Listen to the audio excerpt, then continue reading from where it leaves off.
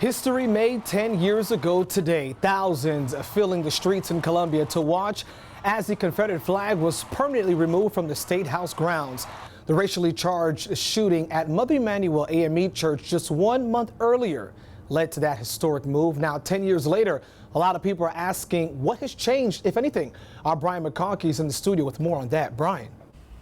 Freddie, that flag now sits in a museum at the Confederate Relic Room in Columbia, and that's a place that some said it should have been well before the year 2015. But no matter what side of the issue you're on, whether you believe the flag is a symbol of heritage or a symbol of hate, the question remains, what is different today than a decade ago? Now, July 10th, 2015, very emotional for both sides of this issue. Thousands of people looking on as the flag came down. The very action, again, prompted by a grotesque display of hate.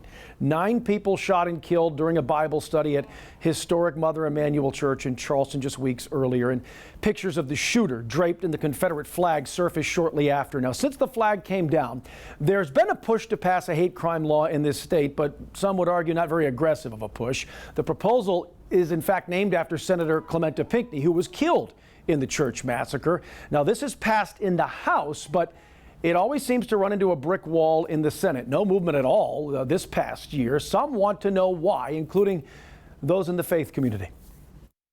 It's important to the constituencies of many other people on both sides of the aisle. So why do you want to be an individual that is blocking even discussing the merits of it in an open forum, and just rather say, we're going to kick this can down the road? It affects the entire community, and we should have an enhancement to the crime if it is associated with being what we are calling a hate crime.